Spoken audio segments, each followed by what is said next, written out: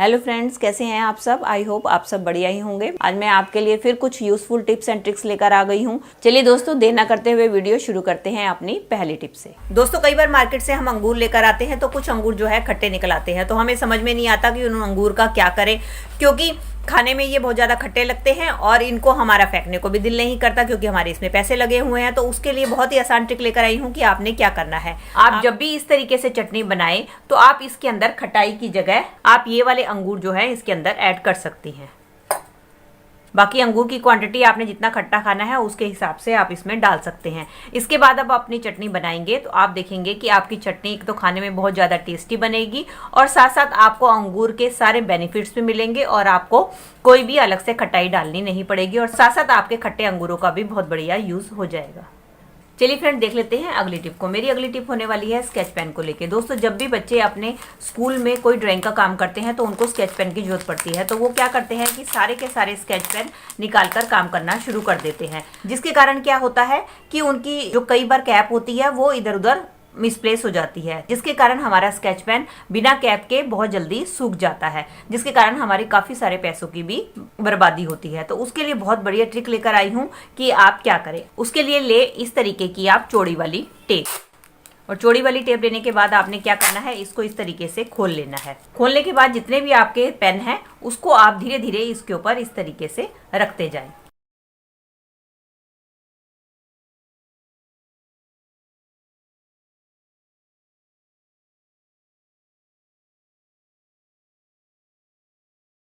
इस तरीके से आप सारे पेन जो है टेप के ऊपर लगा दें और इसके बाद आपने इसको कट कर दें। और ये वाला जो हिस्सा है आपका, आपने इसको इस स्केच पेन के ऊपर सारे को लपेट देना है। ऐसा करने से क्या होगा, उनकी सारी कैप जो है इकट्ठी जुड़ी रहेंगी और जब वो काम करेंगे तो उनकी कैप जो है इधर उधर मिसप्लेस भी नहीं होंगी, जिससे कि उनका स्केच पेन भी खराब नहीं होगा। चलिए फ्रेंड, बढ़ते हैं अगली टिप की तरफ। मेरी अगली टिप होने वाली है हेल्थ से रिलेटेड। दोस्तों, कई बार क्या होता है, गलत खाने की वजह से हमारा पेट खराब हो जाता है और हमें लूज मोशन लग जाते हैं। तो उसके लिए हम क्या करते हैं, डॉक्टर के पास जाते हैं और महंगी महंगी दवाइयाँ खाते हैं, जिसमें हमारा पैसा तो खर्च होता है और साथ साथ ज़्यादा एलोपैथिक दवाइयाँ खाने हमारे लिए हानिकारक भी होती हैं। तो उसके लिए बहुत ही बढ़िया घरेलू नुस्खा लेकर आई हूँ कि आपने क्या करना है। उसके लिए लेनी है आपने 1 चम्मच चाय पत्ती, और चाय पत्ती लेने के बाद आपने लेना है 1 गिलास पानी। और अब आपने इस चाय पत्ती को फांका मार के पानी के साथ खा लेना है। आपने इसको बिल्कुल भी चबाना नहीं है। अगर आपको इस तरीके से खाने में कुछ दिक्कत आती है तो आप इसमें थोड़ी सी चीनी मिलाकर भी इसका इस्तेमाल कर सकते हैं। बस इस बात का ध्यान रखना है, आपने इसको चबाना नहीं है, मुंह में डालकर आपने सीधा पानी के साथ इसको निगल लेना है। ऐसा 1-2 बार करने से क्या होगा कि आपका लूज मोशन बिल्कुल ठीक हो जाएगा, जिसके कारण आपको कोई भी महंगी दवाई नहीं खानी पड़ेगी और आपको आपकी प्रॉब्लम से भी छुटकारा मिल जाएगा। चलिए फ्रेंड, देख लेते हैं अगली टिप को। मेरी अगली टिप होने वाली है पॉलिथीन को लेके। दोस्तों, पॉलिथीन को ऑर्गेनाइज करना हमारे लिए बहुत ही डिफिकल्ट होता है, क्योंकि ये पॉलिथीन उधर बिखरे रहते हैं जो कि काफ़ी क्लटर क्रिएट करते हैं और पॉलिथीन ऐसे हैं कि हमें इनकी कभी ना कभी जरूरत पड़ ही जाती है। तो उसके लिए बहुत ही बढ़िया जुगाड़ मैं लेकर आई हूँ। आपने क्या करना है, आपने पहले सारे पॉलिथीन को लेना है और इस तरीके से खोल के आपने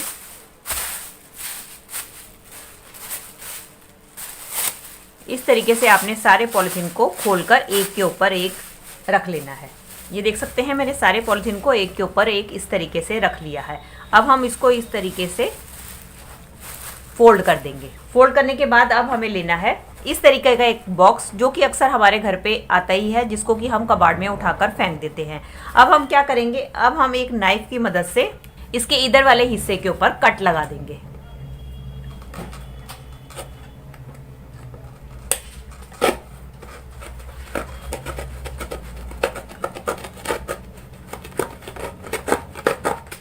ये देख सकते हैं दोस्तों, मैंने इसको नाइफ की मदद से इतना कट कर लिया है। अब हम क्या करेंगे, ये जो हमारे पॉलिथीन है जो हमने तय लगाए थे, अब हम इन पॉलिथीन को डाल देंगे इसके अंदर।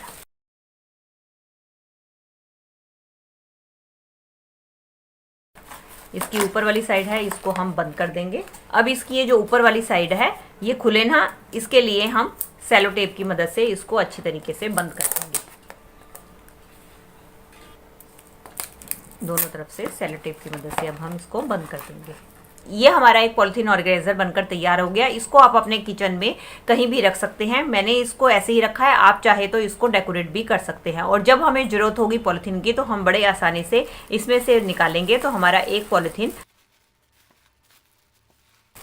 इस तरीके से बाहर आ जाएगा। और जब भी हमें जरूरत होगी हम इस तरीके से इसमें से एक एक करके अपने पॉलिथीन को निकालते रहेंगे।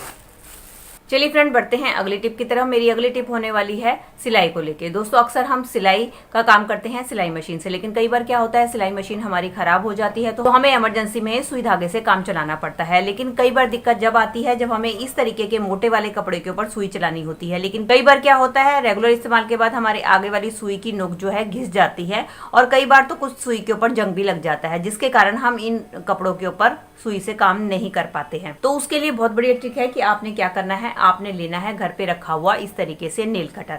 तो नेल कटर के अंदर इस तरीके से जो फाइलर वाला पार्ट होता है वो आपने निकाल लेना है, और उसके बाद आपने क्या करना है, अपनी सुई लेकर इस पार्ट के ऊपर इस तरीके से आपने रब करना है। ऐसा करने से क्या होगा कि आपका जितना भी जंग लगा हुआ है सुई में वो सारा का सारा इससे उतर जाएगा, और साथ साथ जो आपकी आगे से नोक खराब हुई है वो भी ठीक हो जाएगी। अगर आपके पास इस तरीके का नेल कटर नहीं है तो आप अपने घर पे रखी हुई छलनी का भी इस्तेमाल कर सकते हैं।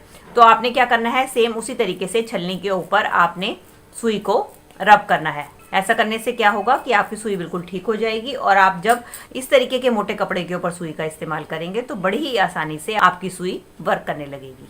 अब आप देख ही पा रहे हैं कि मेरी सुई कितनी आसानी से इसके अंदर जा रही है। चलिए फ्रेंड, बढ़ते हैं अगली टिप की तरफ। दोस्तों, जब भी सिलाई मशीन में हम ऑयलिंग करते हैं और ऑयलिंग करने के बाद अगर हम इसको अच्छी तरीके से कवर करके ना रखें तो क्या होता है, सारा डस्ट जो होता है इनके इन होल्स के अंदर जो है चला जाता है, जिसके कारण हमारी मशीन जो है बहुत जल्दी खराब हो जाती है और हमें मैकेनिक को रिपेयर करने के लिए बुलाना पड़ता है, जिसके कारण हमारे काफी पैसे खर्च हो सकते हैं। तो उसके लिए आप एक काम कर सकते हैं कि जब आप अपनी मशीन में ऑयलिंग कर दें तो उसके बाद आप लें बिंदी के पत्ते।